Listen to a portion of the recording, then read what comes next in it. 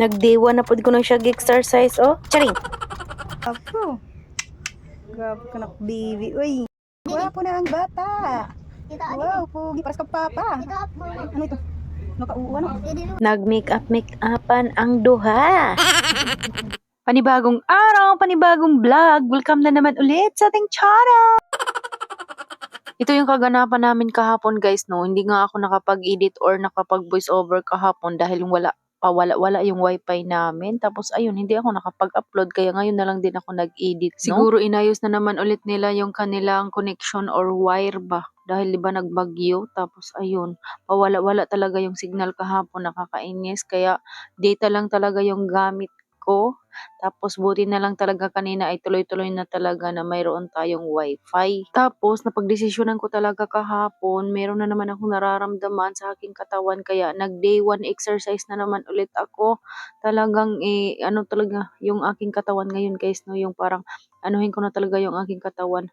Yung mga nagmumukbang dyan na dumadaan sa aking FYP ay nako, ibabalak ko muna sila ngayon, no. So yung ating panonoodin muna ngayon yung aking mga journey dati nga nagpapayat ako dahil dati talaga guys, no, umabot talaga ako sa 75 kilos tas nagawa akong magpapayat ng 56 kilos talaga ako. Kaya ngayon talaga i-motivate ko na talaga yung aking sarili na babalik na talaga ako doon sa aking timbang dati na 56 kilos.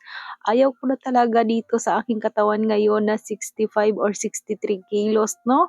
Minsan malaro-laro lang ng ganyan yung aking katawan ngayon. Mabigat talaga siya kaya kailangan ko talaga siyang bawasan pa para maging 56 kilos.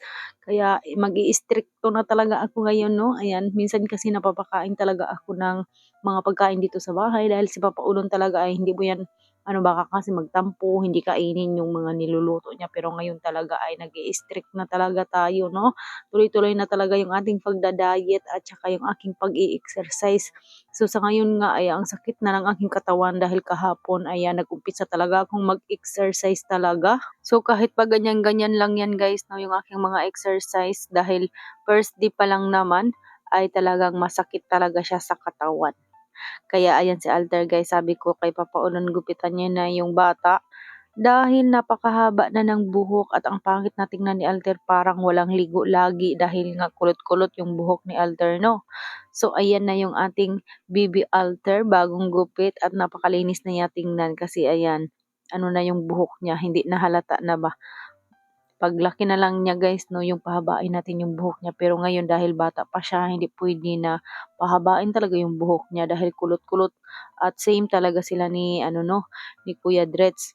O di ba nag-makeup ako, mag-exercise lang yan, naka-makeup or naglagay ko ng blush on ba sa aking pagmumuka. Tapos ayan, nag-lip tint ako dahil meron akong bagong bili na lip tint. Kaya ilalagay ko na lang yung link dyan sa comment section ko na yung nabili ko na lip tint. Ang ganda niya guys. Kaya ayun, nag-try kong ilagay sa aking muka tapos sa aking lips. O diva. Charing. So dahil ayan, si Ate Dronby nga yung tagalinis ng kuko namin ngayon ni Papa Odon dahil pudpud naman yung aking mga kuko ngayon. Pinudpud ko talaga, no, dahil sasayangan ako sa pagpalinis ng kuko at saka yung mahabang kuko kasi nga mabilis malagyan ng dumi pag mahaba yung kuko. Kaya ayun, ngayon pinupudpud ko talaga yung aking mga kuko. Tapos ayan si Alter, nag-snacks na siya, no, habang nagpapalinis ako ng kuko kay Ate Dronby. Tapos si Papa Udon dyan ay tapos na ngang linisan ni Ate Dronby. Siya muna yung nagbabantay ng tindahan kahit antok na siya. Inaantay na lang talaga niya na matapos talaga kaming maglinis-linis ng kuko ko. Kasi nga ay matutulog na yan si Papa Udon. Tapos ayan si Ate Amshi naman ay kauuwi lang din dyan. At nauwi nga si Ate Amshi dito sa bahay, nakain lang yan tapos babalik agad doon sa ano, sa school nila, no, dahil sila ay may pasok na. Tapos ayan, pinudpod na Ate Dronby, kinuskos, tinanggalan lang ng mga dumi-dumi sa gilid, yung mga kuko. Kaya ayan lang yung paglilinis dahil pudpud talaga yung mga kuko ko dyan. Ayaw ko na yung magpahaba ba kasi maano yun sa pera, yung basta namamahala na ako ngayon kaya yung ano ko doon sa pagpapalinis ng kuko ay bibigay ko na lang ng pang-alawan sa aking mga anak, no? Kaya ayan, pinuputol ko talaga yung aking mga kuko para hindi ako maengganyer talaga magpalinis ng kuko. Dati kasi napakahaba ng aking mga kuko, pero sa ngayon ay wag muna tayong magpalinis-linis, magpahaba-haba ng ating mga kuko dahil kailangan ng aking mga anak yung allowance nila.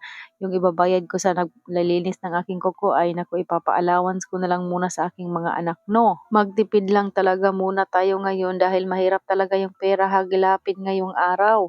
Ayan na si Ate Amshi guys, babalik na yan siya doon sa school nila, no, at nagpapaganda na talaga siya. Charing! Hindi na yan pwedeng pagandahin dahil maganda naman daw siya. Charing! Hindi maano na yung ano niya, yung buhok niya ba. Siya lang yung nagupit-gupit. So, pagkatapos kong linisan ni Ate Dronby, ayan, naligo na rin ako. Tapos, ayan, sabi ni Ate Dronby, tapos kung maligo ay may make-upan niya daw ako. So, ayan, make-upan muna kami dalawa ni Ate Dronby. Try niya nga mag-makeup sa akin kung maganda ba talaga yung pambahay lang ba na makeup. So, ito na yung result ng ang makeup namin ni Ate Dronby. O, pwede na bang mag-apply sa makeup artist? Tsare!